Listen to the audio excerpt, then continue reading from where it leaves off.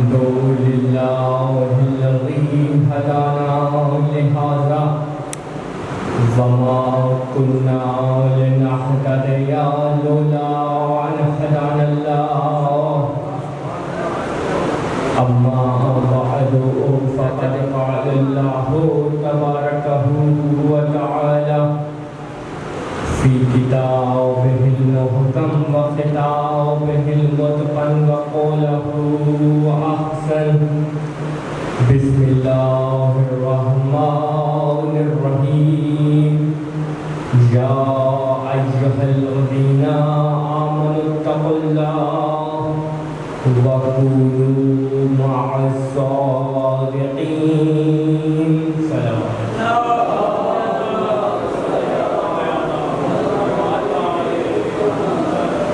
بلند آواز سے ہمارے دیگر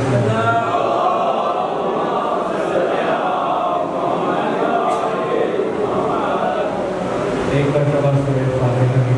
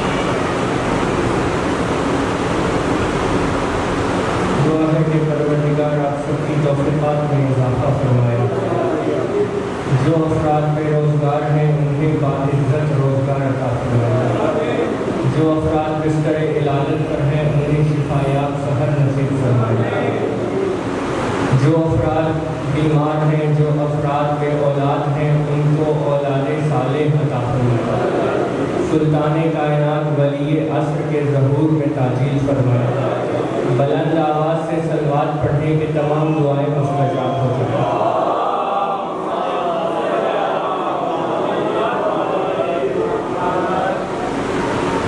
عزیزان گرامی قدر، گفتگو اپنے تیسرے مرحلے میں داخل ہو رہی ہے اور سورہ توبہ کی 119ویں آیت ہماری فکر و نظر کی رہنمائی کر رہی ہے۔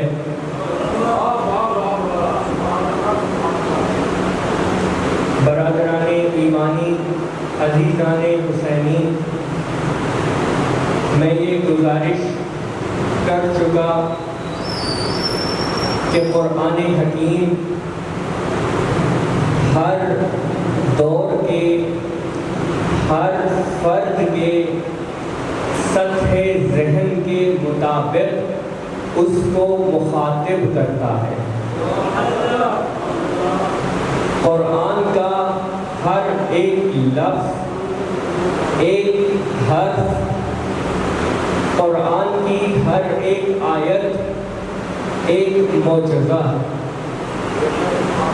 یہی وجہ ہے کہ اللہ نے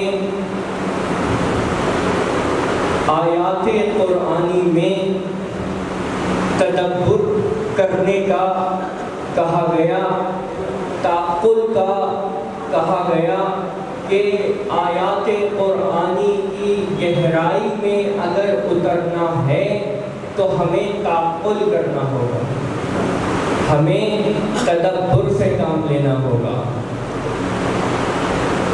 قرآن کی ہر ایک آیت اگر تدبر و تعقل کے ساتھ سمجھی جائے تو قرآن کی ہر ایک آیت ہم پر بہت سے مضامین منکشف کرتی ہے، لیکن ہمیں تفسیر بالرائے سے بچنا ہے۔ تفسیر بالرائے کی تعریف یہ ہے کہ قرآنی آیات کی تفسیر اپنی خواہشات نفس کے مطابق کی جائے۔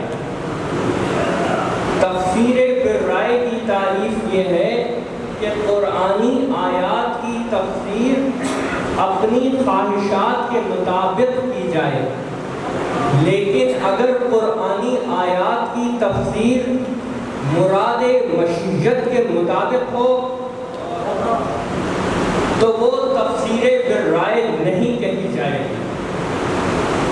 اسی لیے عزیزان گرامی، قرآن مجید کہ چاہے آپ قرآن مجید کی عبارت پڑھیے وہ فائدہ بخش ہوگی، قرآن مجید کی ایک ترجمے سے استفادہ حاصل کیجیے وہ فائدے مند ہوگا، قرآن مجید کے تفسیر سے فائدہ لیجیے وہ منافع بخش ہوگا۔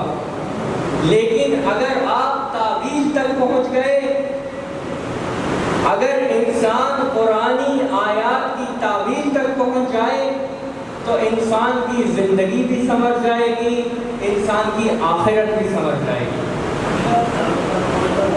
یہی وجہ ہے کہ ہم سورہ توبہ کی اس آیت میں تعویل کی کئی جہتوں سے گزر رہے ہیں۔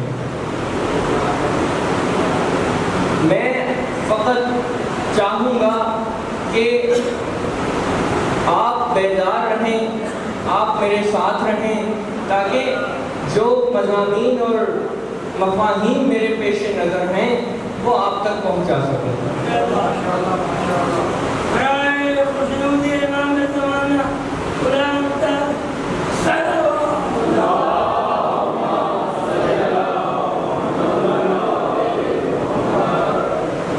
اگر ہم بیدار ہو جائیں، اگر حقیقی معنوں میں ہم بیدار ہو جائیں تو ابھی تو میں تعویل کر رہا ہوں، آپ تعویل سن رہے ہیں، لیکن اگر ہم حقیقی معنوں میں بیدار ہو جائیں تو میں تعویل کرتا رہوں گا، آپ تعویل مجسم دیکھتے رہیں گے۔ یہی وجہ ہے یہ بیداری کیسے ممکن ہے، یہ بیداری کیسے ممکن ہے جب عزیزان گرامی چشم دل واہ ہو جائے۔ آخر ایسا کیا ہے جو حقیقت اور چشم دل کے درمیان حائل ہے جو ہمیں حقیقت دیکھنے نہیں دیتا؟ وہ کون سے حجابات ہیں جو ہمیں حقیقت کو دیکھنے نہیں دیتے؟ اگر وہ کون سا حجاب ہے، انتہائی دقیق بحث آپ کے حوالے انتہائی کم لفظوں میں کرنا چاہ رہا ہوں، وہ کون سا حجاب ہے جسے حقیقت اور انسان کی چشم دل کے درمیان سے اٹھا دیا جائے تو نامعلوم شے معلوم ہو جائے گی؟ وہ کون سا حجاب ہے جو حقیقت اور چشم قلب کے درمیان سے ہٹا دیا جائے تو غیر مرئی شے مرئی ہو جائے گی؟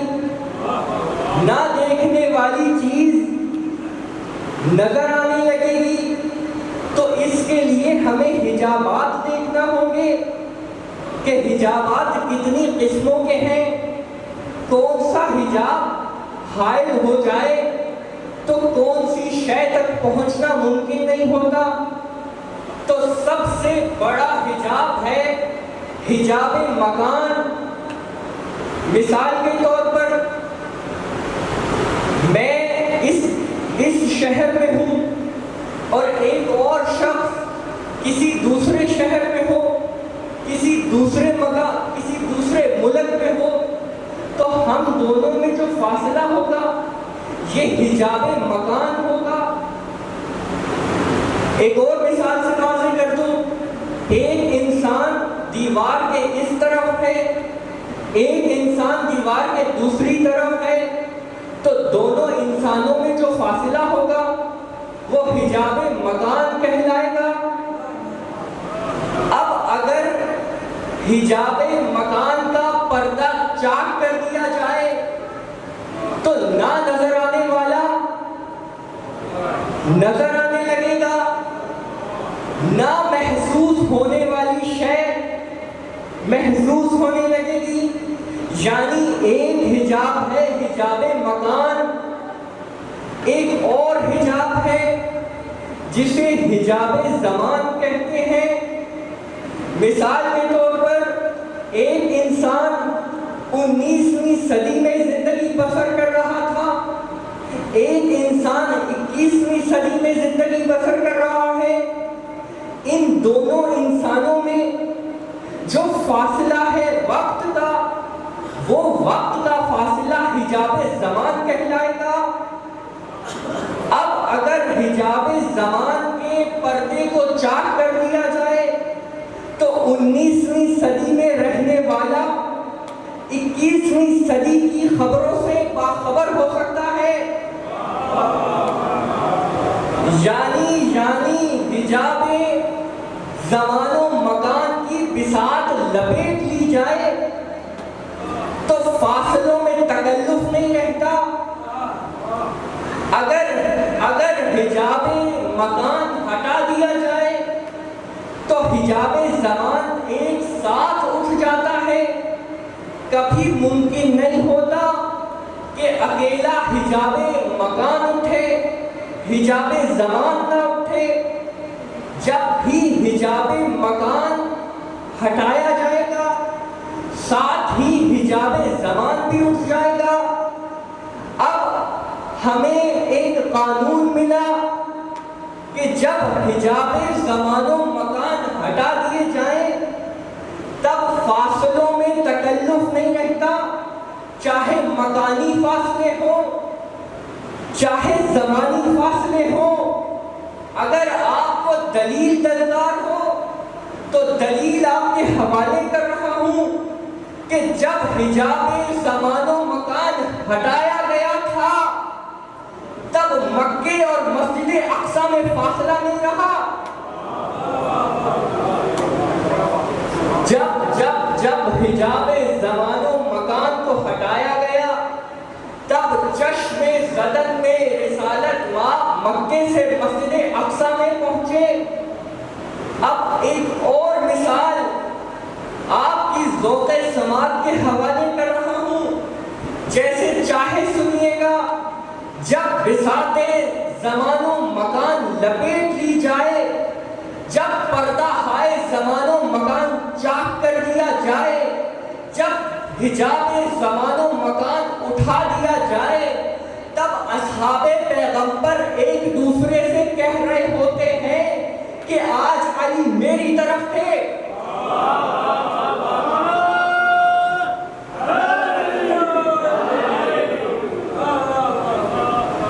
ہر صحابی کی زبان پر ہوتا ہے کہ آج علی میری طرف تھے. یہاں سے ایک قانون ملا عزیزان گرامی، یہاں سے ہمیں ایک قانون ملا کہ جب بھی حجاب زمان و مکان پلٹا جائے گا تب ایک تو فاصلے ختم ہو جائیں گے، یعنی ہم ایک جگہ سے دوسری جگہ چشم زدن میں پہنچ سکتے ہیں. دوسرا قانون ملا کہ جب حجاب زمان و مکان ہٹا دیے جائیں تب ایک انسان، وہ شخص ایک وقت میں ایک سے زیادہ مقامات پر ہو سکتا ہے. جب حجابات زمان و مکان ہٹا دیے جائیں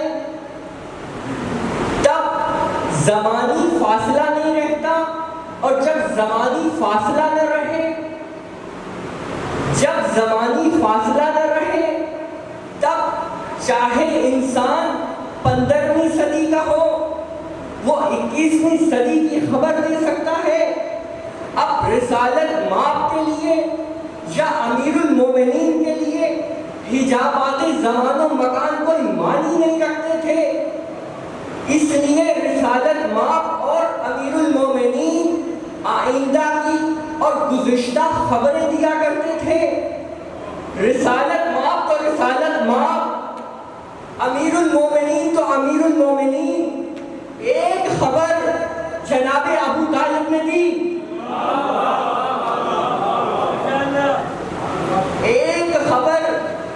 جناب ابو طالب نے دی. جناب فاطمہ بنت اسد جناب ابو طالب کے پاس آئیں اور کہنے لگی ہم نے آج ایسا نور دیکھا کہ شام و روم کے ہم قصر دیکھ سکتے تھے. جناب فاطمہ بنت اسد ولادت جناب رسالت ماں کے وقت جناب ابو طالب کے پاس آ کر نور محمدی کے فضائل بیان کر رہی تھی. نور محمدی کے فضائل بیان کر رہی تھی. جیسے ہی جناب فاطمہ بنت اسد خاموش ہوئی, جناب ابو طالب فرماتے ہیں تم وہ ہستی ہو, تم وہ ہستی ہو کہ 30 برس کے بعد تمہارے بدن سے اسی نبی کا ایک وصی پیدا ہوگا. پہنچ رہی ہے گفتگو. یعنی حجابات زمان و مکان جب ہٹائے جائیں تب انسان مستقبل میں بھی جا سکتا ہے, انسان ماضی میں بھی جا سکتا ہے, انسان مستقبل کی خبر دے سکتا ہے, انسان ماضی کی خبر دے سکتا ہے. ایک خبر جناب ابو طالب نے دی, ایک خبر جناب عبد المطلب نے دی, ایک خبر جناب عبد المطلب نے دی.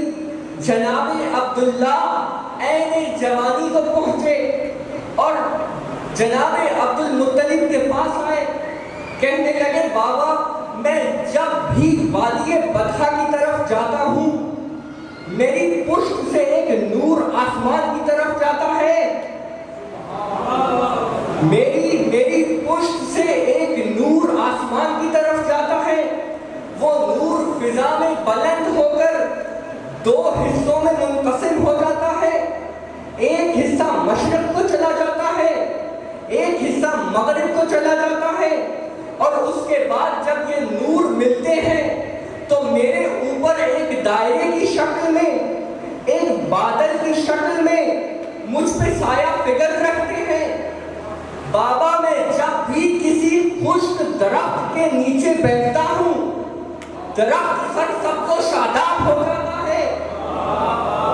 جناب عبداللہ کی زبان اتھر سے یہ الفاظ سنے, جناب عبد المطلب مسکرا کے فرماتے ہیں بیٹا تم نور محمدی کے حامل ہو.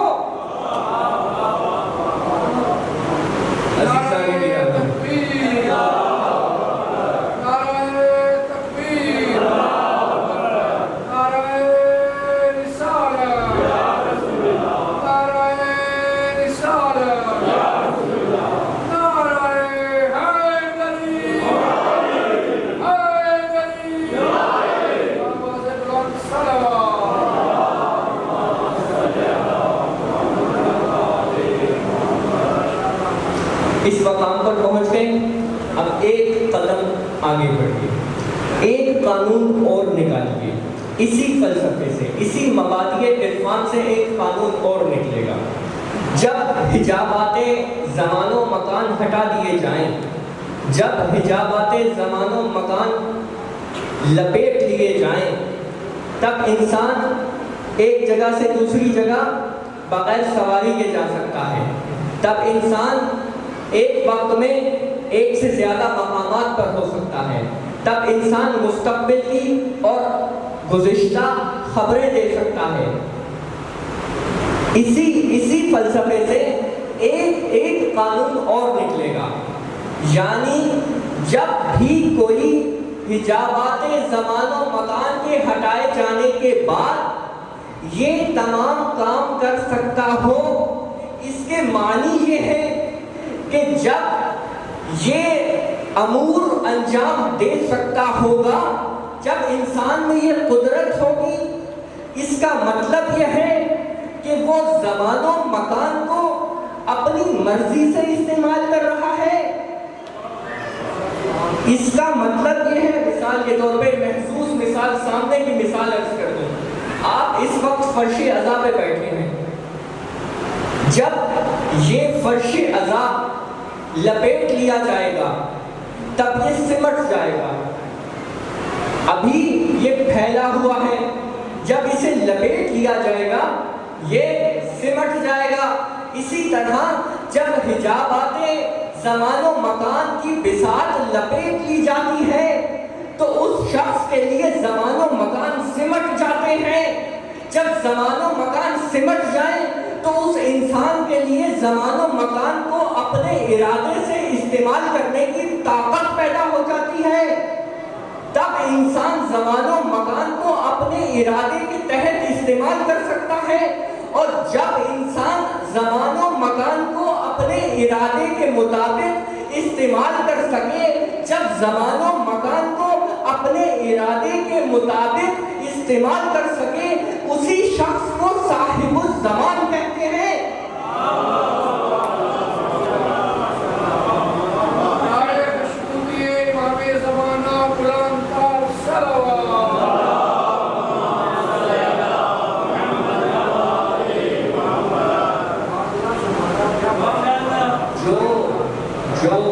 جو زمان کو مکان کو اپنے ارادے کے مطابق استعمال کر سکتا ہو اسے صاحب الزمان کہتے ہیں۔ رسالت مآب صاحب الزمان ہیں، امیر المومنین صاحب الزمان ہیں، اور ایک صاحب الزمان آج بھی پردہ غیب ہے۔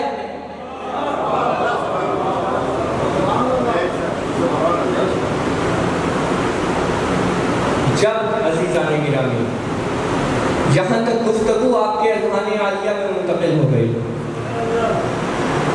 یعنی جب حجابات ہٹا دیے جائیں تب کیا شے سامنے ہوگی؟ تب حقیقت سامنے ہوگی۔ جب زمان و مکان کے پردے سامنے نہ ہو تب حقیقت سامنے ہوگی، اور جب ہر آن ہر لمحہ ہر لہجہ حجابات سامنے نہ رہتے ہوں تو کہنے والا کہتا ہے کہ جیسے تمہارے سامنے 5 انگلیاں رہتی ہیں میرے سامنے کائنات رہتی ہے۔ یعنی جب حجابات سامنے نہیں ہوں گے، جب زمان و مکان کے حجابات سامنے نہیں ہوں گے، تب انسان کے سامنے حقیقت ہوگی، تب انسان حقیقت سے آگاہ ہوگا، اور اس مقام پر یاد رکھیے گا کہ جب یہ حجابات سامنے نہ ہوں تو انسان جب حقیقت سے آشنا رہتا ہو، جب انسان کے سامنے حقیقت رہتی ہو، جس وجود کے سامنے حقیقت رہتی ہوگی، جس وجود کے سامنے حقیقت رہتی ہوگی، اسی وجود پر صدق لازم آتا ہوگا۔ جس عزیزان گرامی جس وجود پر کے سامنے حجابات نہیں ہوں گے، فقط اسی وجود پر صدق لازم آئے گا۔ جس وجود پر صدق لازم آ جائے فقط اسی کے لیے زیبا ہے کہ جب اس کے سامنے سے پردوں کو ہٹایا جائے تو نہ اس کے علم میں اضافہ ہو نہ اس کے یقین میں اضافہ ہو۔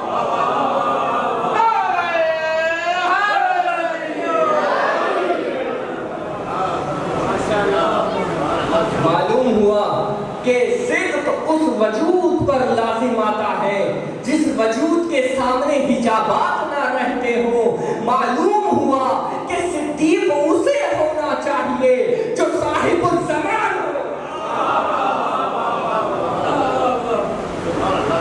صدیق اسے ہونا چاہیے جس کے سامنے وجود، جس کے سامنے بساطیں زمان و مکان کی کوئی وقت نہ ہو، جس کے سامنے حجابات عدم کوئی معنی نہ رکھتے ہوں۔ صدیق اسے ہونا چاہیے، اور یہی وجہ ہے کہ ہم نے ایک نہیں 14 صدیق مانے۔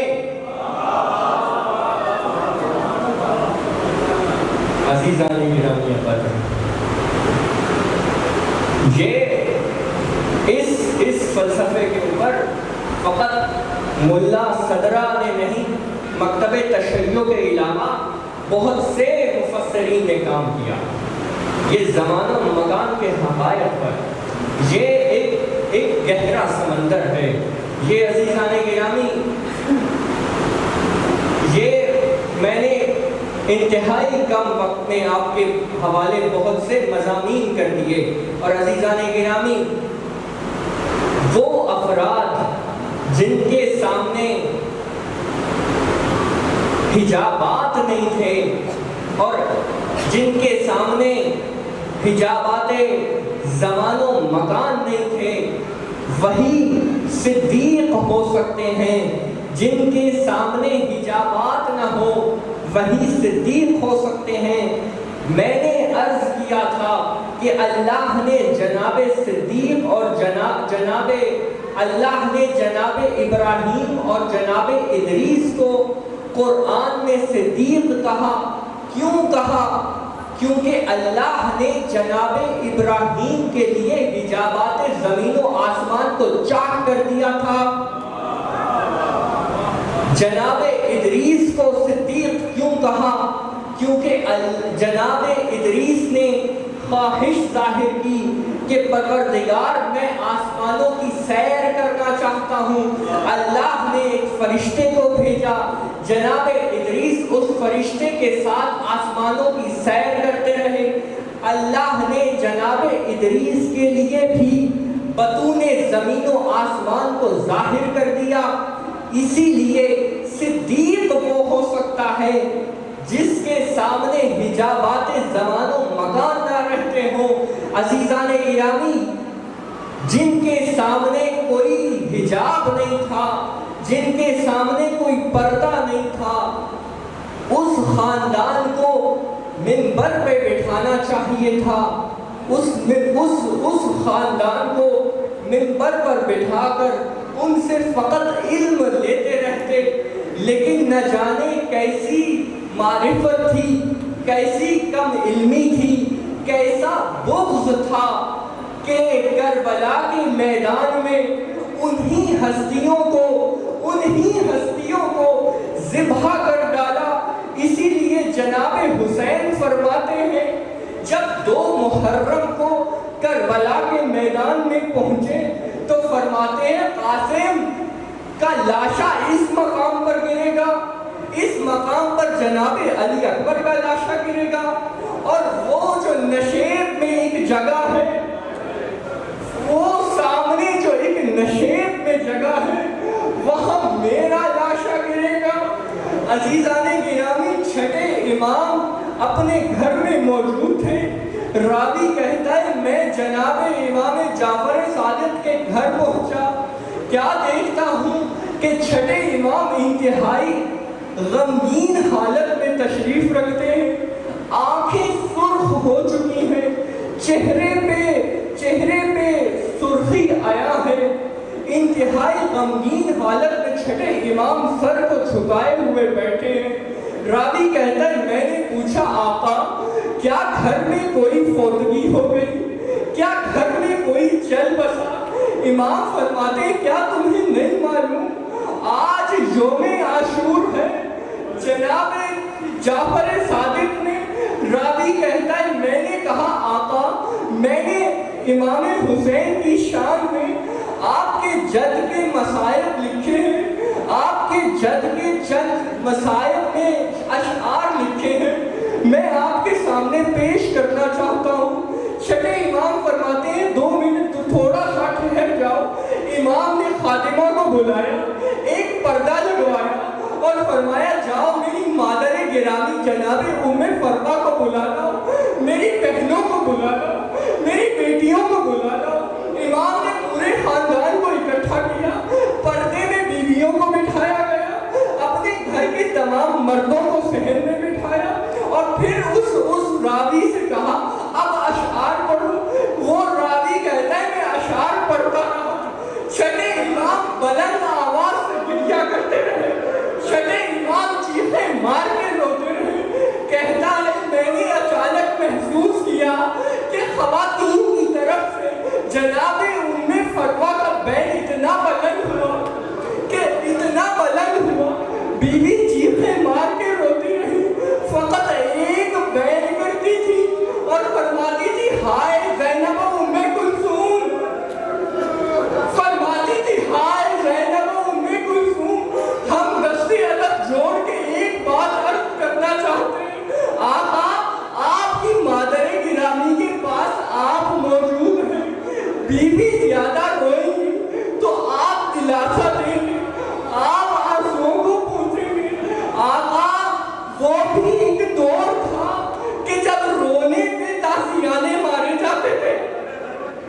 جب رونے پہ پتھر مارے جاتے تھے.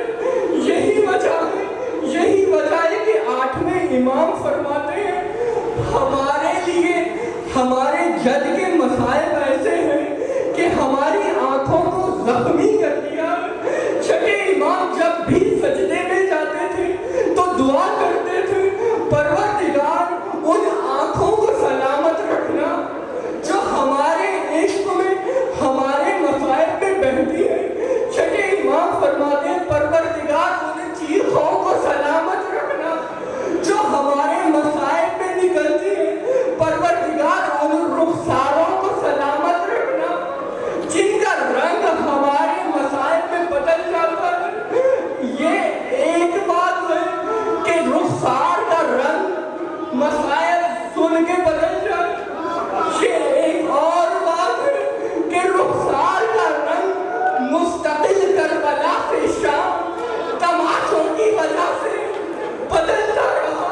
اسی لیے امام زمانہ فرماتے ہیں کہ سلام ہو اس ذات پر.